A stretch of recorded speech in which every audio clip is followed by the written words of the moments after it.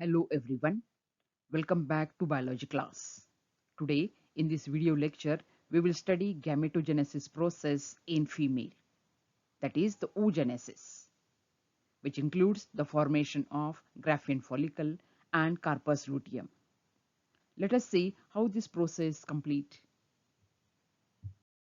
The process of oogenesis, it begins in the female when the female fetus it is present in mother's womb. At the fourth month of pregnancy, the embryo in which the ovary is developed, in which embryonic cell it start migrating.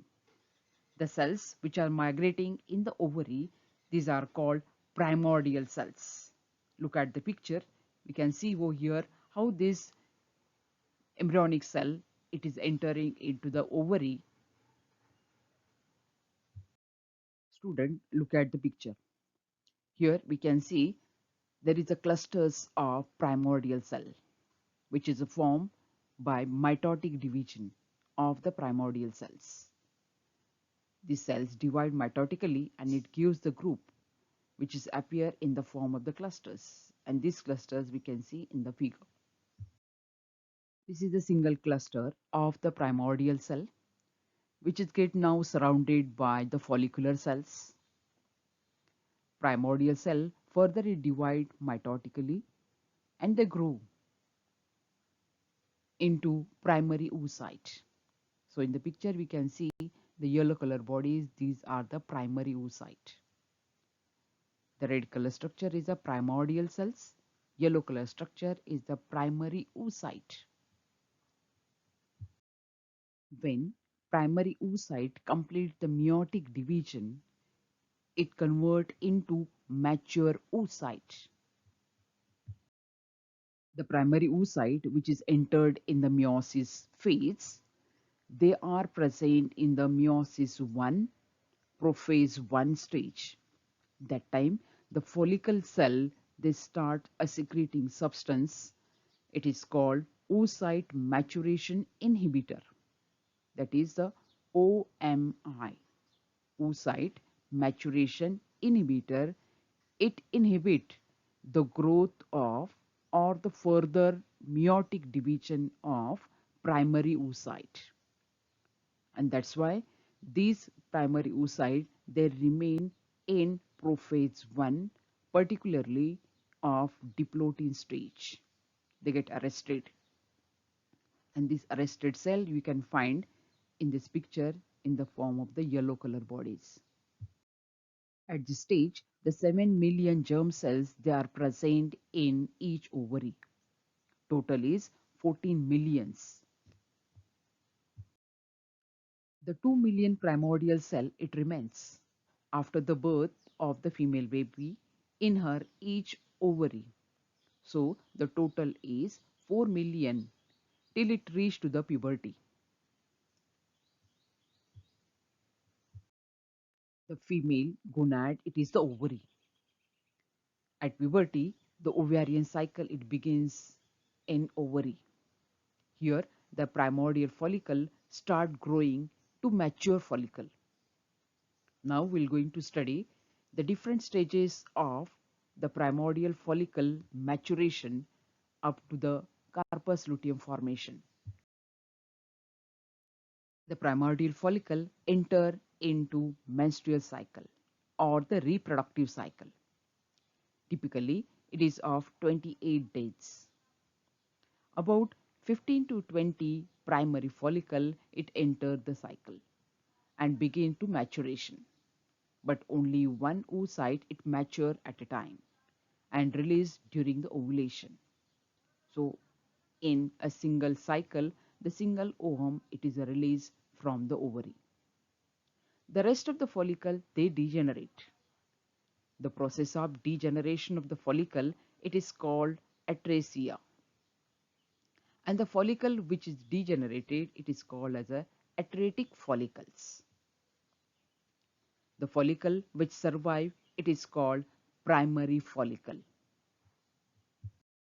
Primordial follicles they are surrounded by the follicular cells. The cells are the flat. These are the squamous cells. Now they get changed into the cumoidal cells, and the follicle it is termed as early primary follicle. These are the follicle which survive. Follicular cells, they divide, redivide mitotically, and it form the layers of the follicular cells. This cell layer it is called as granulosa cell, or it is also termed stratum granulosum. Stratum is the layer of the cells, layer of a granulosa cells. So that's why the term is used, stratum granulosum. It is formed in the late primary follicle. After the formation of stratum granulosum, now the formation of zona pellucida it begins. Zona pellucida, it is the layer which is formed between the developing oocyte and the granulosa cells. So this is the layer.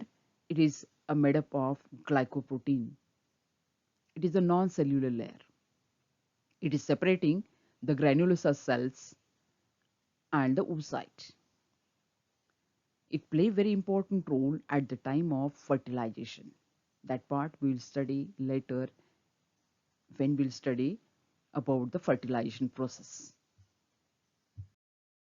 Granulosa cells, these are the nutritive cells. These cells, they provide the nutrition for the development of the egg or the primary oocyte. As the zona pellucida layer it is a form, these granulosa cells, they are not able to directly communicate with the developing egg. And that's why now the granulosa cells, they start producing the finger-like process. With the help of this finger-like process, they enter through zona pellucida and they reach up to the developing egg. So look at the figure which is given below.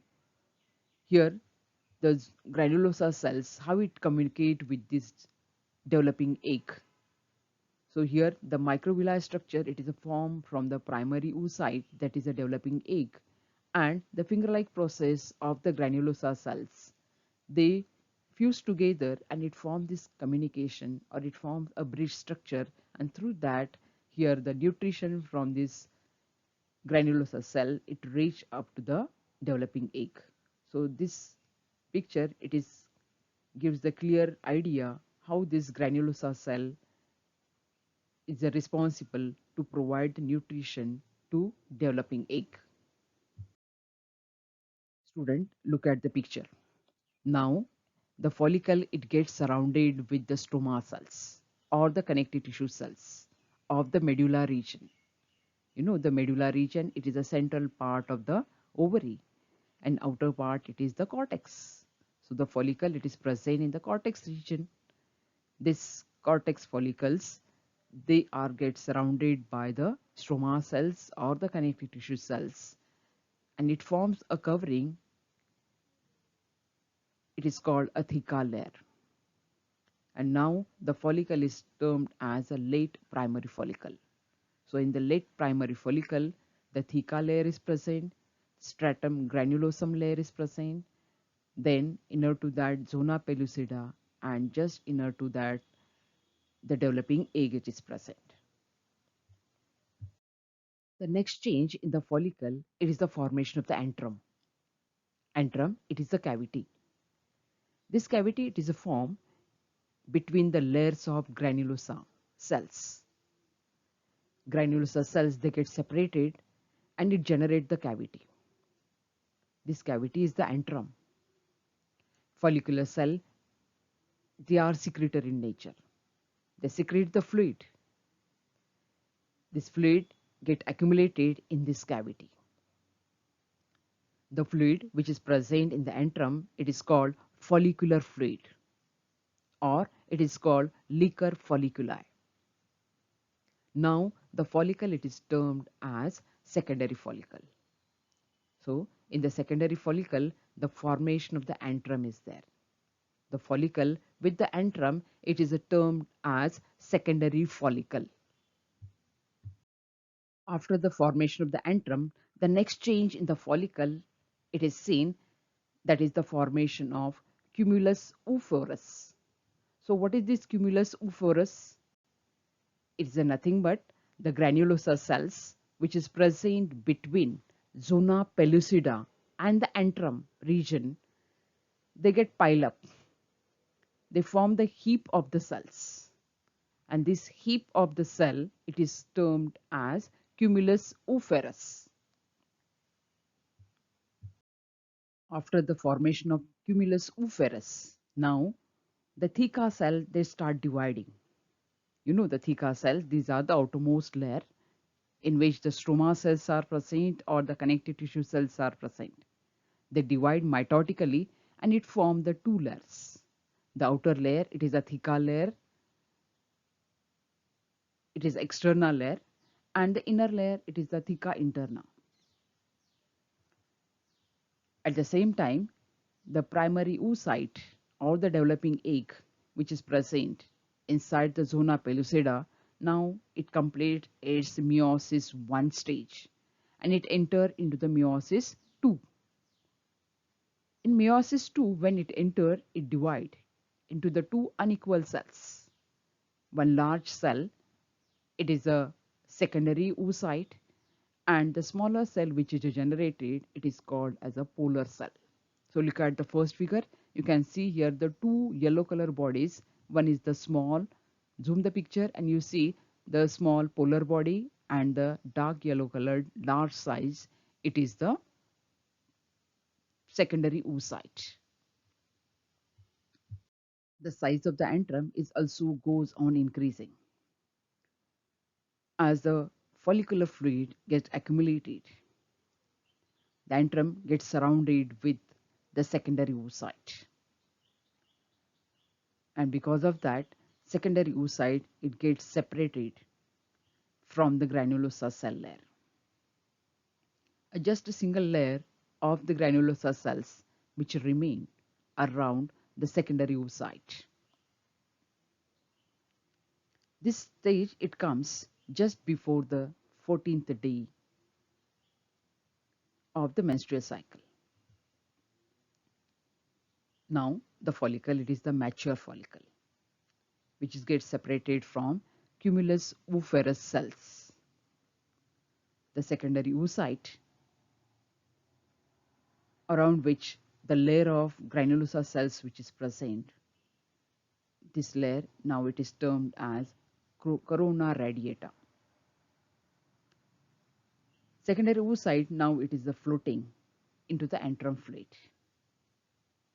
The structure which is formed, it is termed as a mature follicle. Soon after the detachment of secondary oocyte from the cumulus oophorus follicle, it is ready for the rupture. In the rupture, the oocyte is allowed to eject from the ovary. And for that, ovary itself, as well as the theca externa, it contracts and it gives the push to the follicle for the rupture. The process, it is called ovulation. During this, the secondary oocyte, it get released from the ovary.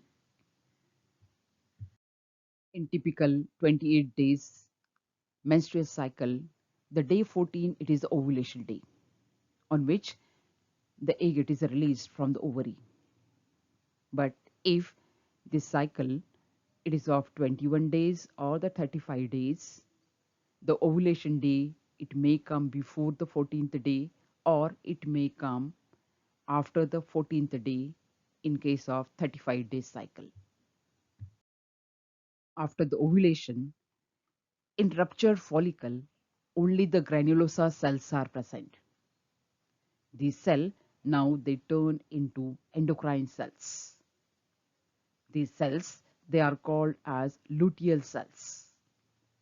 They form a structure, it is called corpus luteum.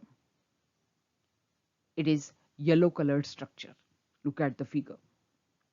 So this structure is also called yellow body. The corpus luteum, it is maintained when the fertilization and the implantation process, it is done. If there is no fertilization, the carpus luteum, it degenerates. Carpus luteum, slowly it starts degenerating as the fertilization is absent. It turns into the white body structure called carpus albicans. It has no function. The cells are dry. It starts disappearing and it reach to the day 28 where the menstrual cycle it ends, and the next menstrual cycle it get started. The ovum or the egg or the female gamete which is released from the ovary, it is not mature. It is present in secondary oocyte form along with the first polar body. The maturation it is done when the sperm it attached to the wall of the egg or to the wall of secondary oocyte. Then only the secondary oocyte it change into the a mature egg or the mature gamete. The ovum it is not covered by any shell. It does not have the reserve food material in the large quantity, but a very small quantity of the yolk is present. The yolk it is a reserve food material. As the quantity of the yolk it is a less, the female egg it is a microlithal type. Its size is about 0.1 mm. As the size is the small, the quantity of the yolk is also a small. Ovum it is a non-motile. It has large nucleus. The nucleus it is called germinal vesicle. The cytoplasm present in the ovum it is called ooplasm. It does not have centriole. The centriole it is get added from the sperm. Egg has the covering of the plasma membrane. That membrane it is also called vitelline membrane. Just outside the vitelline membrane, zona pellucida is present. And next to that, corona radiata layer is present. Between the zona pellucida and the vitelline membrane, a space is present. Look at the figure, you can see all this structure. Between the zona pellucida and the corona radiata, the space which is present, it is called perivitelline space. In this space, the first polar body it is seen.